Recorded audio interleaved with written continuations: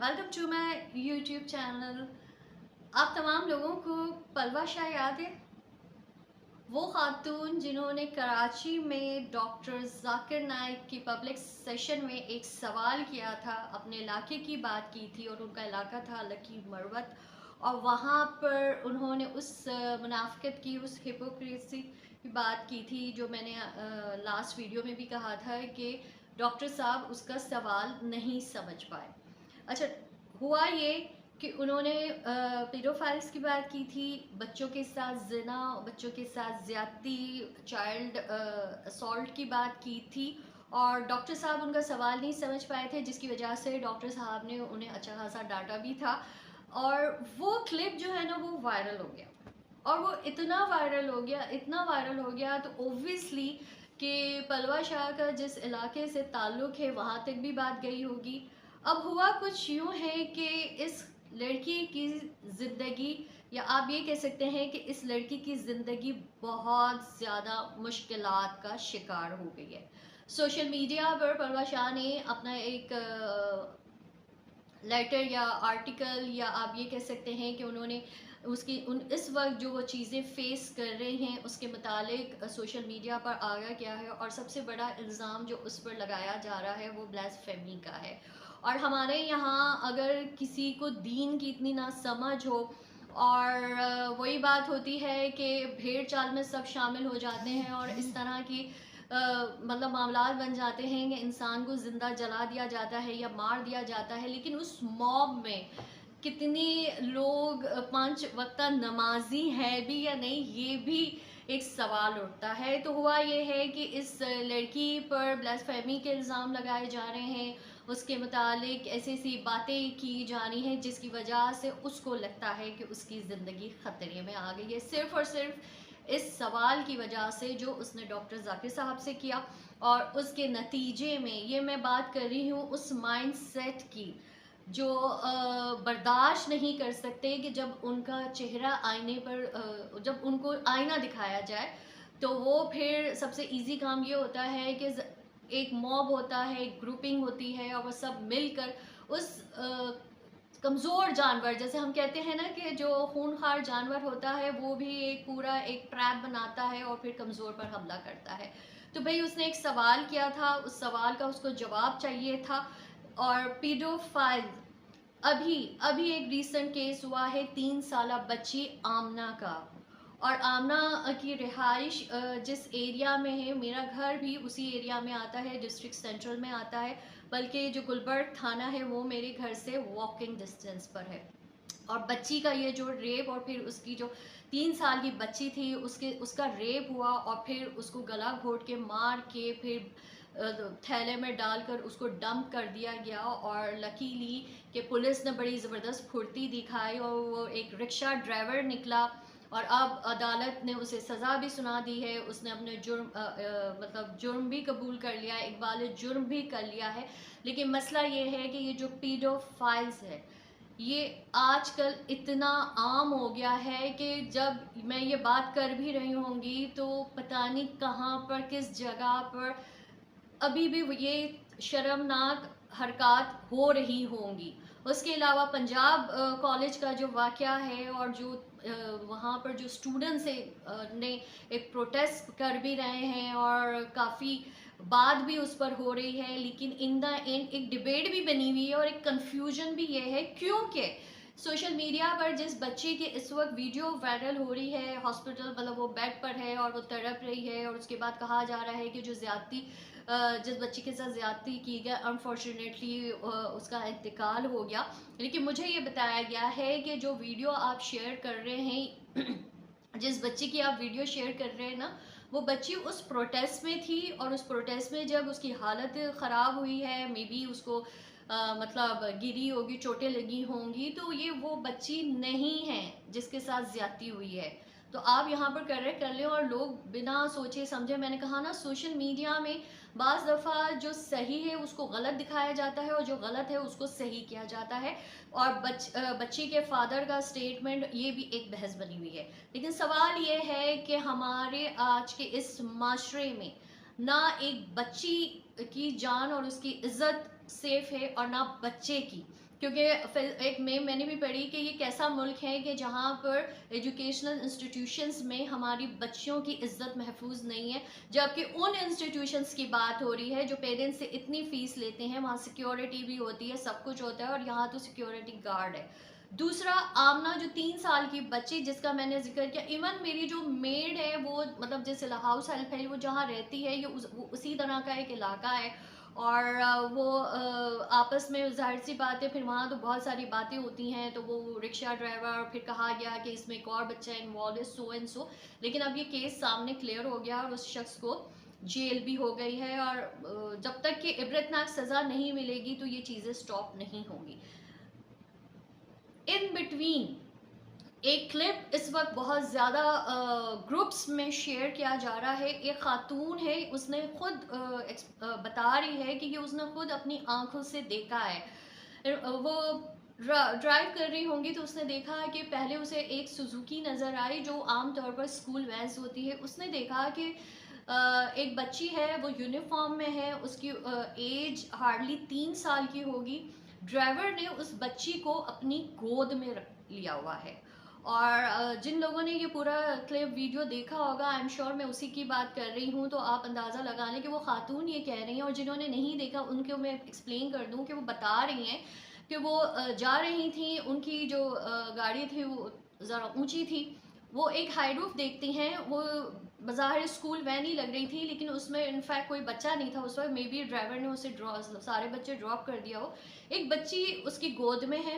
वो बच्ची इंतहाई प्रॉब्लम में नज़र आई, मतलब अजियत कर अजीब ही उसका चेहरा हो रहा था, रोने वाला चेहरा हो रहा था, और ड्राइवर ने उस बच्ची को अपनी गोद में लिया हुआ था, जबकि उसकी बराबर वाली सीट बिल्कुल खाली थी। चाहता तो वो बच्ची वहां पर आराम से बैठ सकती थी, लेकिन उस बच्ची को उसने गोद पे लिया हुआ था और वो ड्राइव कर रहा था, और उसकी स्पीड भी कम थी।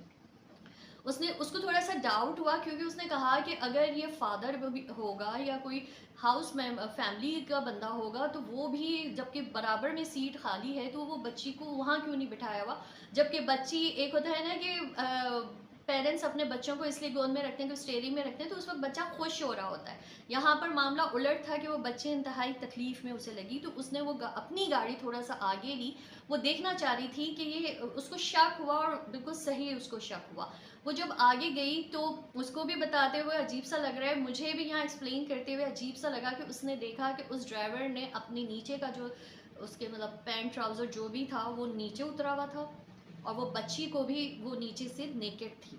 तो वो समझ गई कि ये मामला क्या है, तो उसने उसको हॉर्न भी दिया। और जब वो ड्राइवर ने देखा कि इस खातून को पता चल गया है कि वो क्या कर रहा है, तो उसने अपनी वैन की स्पीड बढ़ा दी, और वो इतनी तेज़ी से निकला। लेकिन इस खातून ने कहा कि मैंने भी उसका पीछा किया और एंड तक गई हूँ, ताकि मुझे पता लगे कि इसके पेरेंट्स को, इस बच्ची के पेरेंट्स को भी पता होना चाहिए कि इस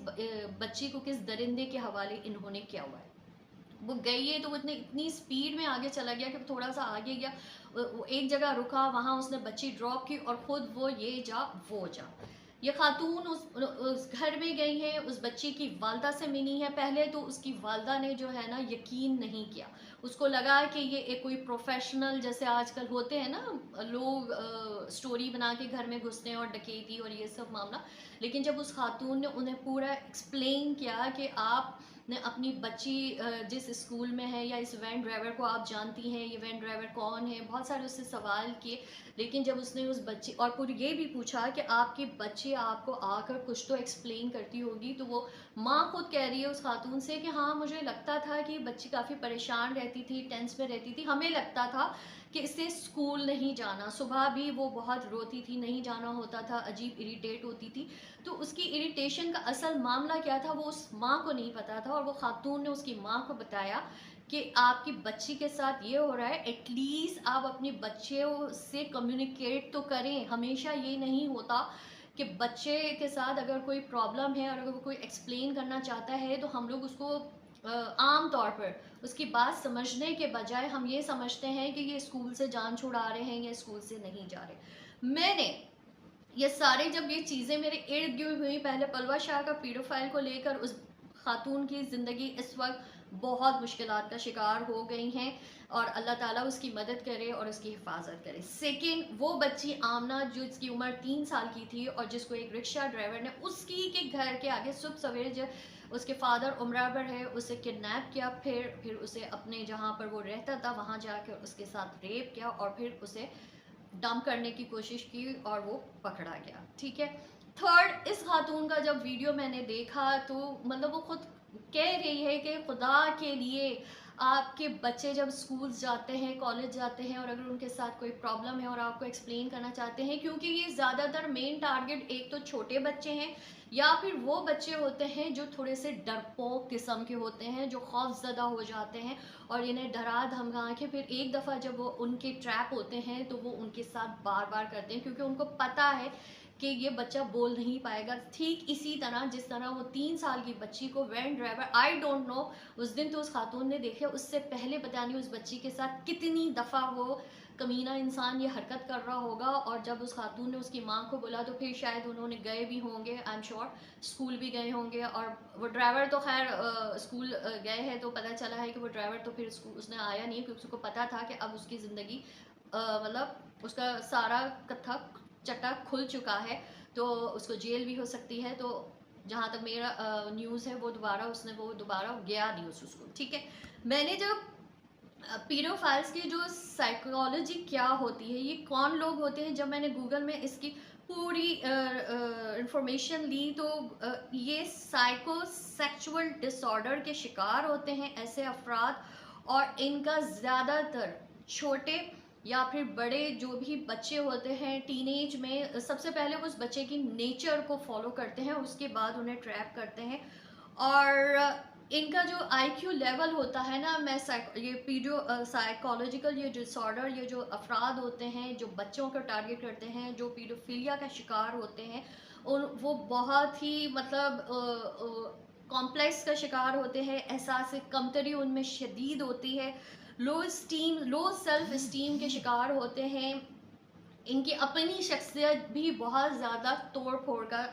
मतलब शिकार होती हैं। और कहा जाता है कि जितने भी अरेस्ट हुए हैं इस वक्त ओवरऑल दुनिया में, ना सिर्फ ये पाकिस्तान में बल्कि ये चीज़ें दुनिया में हर जगह, बच्चे इस वक्त इजी टारगेट होते हैं। और ये क्राइम, मैं इसको क्राइम बोलूँगी, बहुत तेज़ी से फैल भी रहा है, और पता नहीं कितने तो अभी भी पुलिस की पकड़ में नहीं आए होंगे, और वो आज भी वही बच्चों के साथ अनफॉर्चुनेटली ये सारे मामलात हो रहे होंगे। लेकिन जो अरेस्ट हुए हैं उन पर जब रिसर्च की गई तो कहा गया कि ज़्यादातर अफराद वो होते हैं जो खुद अपने बचपन में सेक्सुअली असॉल्ट हो चुके होते हैं। ये वो अफराद होते हैं जिनके अपने बचपन में भी इनके साथ यही मामलात होते हैं। तो ये एक एंगर होता है, एक गुस्सा होता है, जो वो खुद ज़ाहिर सी बात है बुज़दिल होते हैं, खुद तो मतलब एक रिवेंज के तौर पर या उस शख्स का कुछ बिगाड़ नहीं सकते हैं, क्योंकि वो खुद भी डरपोक होते हैं, कमज़ोर होते हैं। तो फिर वो क्या करते हैं कि वो जो गुस्सा होता है वो फिर आने वाले बच्चों के साथ वो गुस्सा निकल रहा होता है। Most commonly, a pedophile is an every man who lives nearby or works at your kid's school. अच्छा, ये बात हमें मद्देनज़र रखनी है। इनफैक्ट बड़ों को पहले तो बड़ा नेबरहुड सिस्टम बड़ा अच्छा होता था कि आपकी रिश्तेदारी नहीं होती थी, आपका खून का रिश्ता नहीं होता था, लेकिन पड़ोसी भी और जो दूसरे लोग होते थे ना, वो कम्युनिटी बेस में इन चीज़ों पर बड़ी नज़र रखते थे, जिससे इसलिए हमारे जो फोर फादर्स थे उनके ज़माने में ये चीज़ें नहीं होती थी। लेकिन अब ये इतनी आम हो गई हैं कि ये स्कूल हो, मदरसे हो, इस तरह के भी केसेस पुलिस में रिपोर्ट हुए हैं कि मदरसे में भी जो बच्चे हैं वो भी इसका शिकार हुए हैं। और जब वो पकड़े जाते हैं उनको तो हम जानवर ही कहेंगे। तो और जब पुलिस के उनको छित्तर पड़ते थे तो वो बड़ी आसानी से कह देते थे कि हम पर तो शैतान आ गया, हम पर तो जिन आ गया। तो उस वक्त इन लोगों पर शैतान और जिन आ जाते हैं जब पुलिस की पकड़ में इन पर छित्तर पड़ते हैं। तो ये देखना कि ये जो अच्छा, ये लोग ज़्यादातर जो जॉब्स करते हैं ये स्कूल्स में होते हैं, ये कॉलेजेस में भी हो सकते हैं, ये जो किंडर गार्टन्स हैं वहाँ पर भी हो सकते हैं। मैं मेल्स एम्प्लॉयज़ की बात कर रही हूँ। तो ये अब स्कूल्स और उनकी मैनेजमेंट पर भी फ़र्ज़ बनता है कि जहां वो उनको जॉब्स देते हैं, क्योंकि यहाँ पर लिखा गया है कि most commonly a paedophile is an every man. कोई भी मर्द हो सकता है, हर मर्द हो सकता है। तो इन पर नज़र रखनी एज ए मैनेजमेंट स्कूल्स की और किंडरगार्टन्स की और जितने भी वो इंस्टीट्यूशंस हैं जहाँ पर बच्चे हैं या बच्चियाँ हैं, वहाँ के मैनेजमेंट पर फ़र्ज़ बनता है कि वो जितने भी उनके एम्प्लॉयज़ हैं उन पर चेक रखें, क्योंकि ये लोग जो होते हैं इनकी अपनी साइकी ये होती है, चाहे वो इनफैक्ट फैमिली मेम्बर्स को लेकर भी इस पर इतनी बात हो चुकी है कि जैसे हमारे इस्लाम में है कि जो महरम और ना महरम की बात की है ना हमारे मज़हब ने, तो अल्लाह ताला ने हर चीज़ कुरान में हमें एक्सप्लेन कर दी है। तो पीडोफाइल आपके घर में, आपके रिश्तेदारों में भी हो सकता है। पीडोफाइल क्योंकि ये एक साइकोटिक सेक्सुअल डिसऑर्डर होती है जो किसी भी मर्द में हो सकती है, किसी भी लड़के में हो सकती है और किसी भी टीनेज बॉय में भी हो सकती है जब वो प्यूबर्टी की तरफ जाता है। तो और उसमें उसका बस भी नहीं चलता होगा, लेकिन जो इर्द गिर्द के लोग होते हैं उन्हें ये नोट करना चाहिए, क्योंकि सबसे जो प्राइम जो चीज़ आपको नोट करनी है वो ये है कि कोई शख्स जिसका इंटरेस्ट बड़ों की बातों में और बड़ों के साथ गपशप में कम, और वो उस बच्चे से उसका रिश्ता नहीं है, उस बच्ची से उसका रिश्ता नहीं है, लेकिन इंतहा से ज़्यादा मोहब्बत दिखाना, ज़्यादातर टाइम बच्चों के साथ स्पेंड करना, बातें करना, घुलना, गोद में लेना, ये तो कुछ चीज़ें ऐसी हैं जो आपको समझा देंगी या समझा सकती हैं अगर आप थोड़े से इस तरह के, जैसे हम कहते हैं ना, प्रिकॉशंस वाले चीज़ें अगर आप नोट डाउन कर लें। स्पेशली पेरेंट्स भी हो गए, स्पेशली जो स्कूल के मैनेजमेंट्स होती हैं उनको भी चाहिए। और अब इस वीडियो में मैं एक पिक भी आपके साथ शेयर करने वाली हूँ। ये तो एक स्लम एरिया की पिक है कि एक चिंची है, और आप इस पिक में देखें कि ड्राइवर के आगे दो बच्चियां, एक बच्ची पीछे, फिर दोबारा बच्चियां। तो ये चीज़ें बहुत नोट करने वाली हैं। इनफैक्ट हमें ये नोट करना है क्योंकि every man is can be a paedophile, every man can be a paedophile. तो ये चीज़ें नोट करने की है और इस पर चेक रखने की बहुत ज़रूरत है, क्योंकि आपका बच्चा रिक्शा ड्राइवर हो, लोग आजकल रिक्शा हायर कर रहे हैं क्योंकि फ़ीसें बहुत होती हैं वैन्स की। वैन ड्राइवर भी कोई फरिश्ता नहीं है, वैन ड्राइवर भी कोई इसका के साथ बच्चा या बच्ची के साथ कोई उसका कोई महरम वाला रिश्ता नहीं है। तो आपने पेरेंट्स पर लाजिम होता है, स्कूल्स के मैनेजमेंट पर लाजिम होता है कि वो जिसको हायर कर रहे हैं, जिसको कॉन्ट्रैक्ट दे रहे हैं, और बच्चों से पूछा करें। और अगर बच्चा किसी चीज़ से इरिटेट हो रहा है तो बच्चों के साथ वो ट्रस्ट बॉन्ड बना लें कि बच्चा आपको बता दे कि उसके साथ क्या मसला हो रहा है, क्या हो रहा है, ताकि उसकी भी जान बचे और आने वाले दूसरे बच्चों की भी आप जान बचा सकते हैं। ये मुझे ऐसा लग रहा था कि इस पर बात होनी चाहिए। और जब पंजाब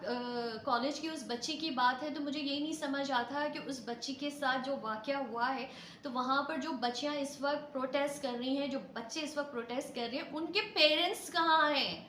उनके पेरेंट्स क्यों सामने नहीं आ रहे? उनके पेरेंट्स क्यों एड्रेस नहीं कर रहे कि हम अपनी बच्चियों की इज्जत, उसकी सेल्फ रिस्पेक्ट हमें गैर महफूज नज़र आ रही है। और ये जो चीज़ें हैं, जब तक कि बहुत कॉन्क्रीट बेस पर आप एड्रेस नहीं करेंगे, वो पेरेंट्स जिनके बच्चों के साथ ये मामलात हुए हैं या अल्लाह ना करें कि हो रहे हैं, और पेरेंट्स को पता है, तो बजाय उसको छुपाने के या उसको हाइड या उसको दबाने के, इस चीज़ को एड्रेस करें। ये आपकी अब मॉरल रिस्पॉन्सिबिलिटी है।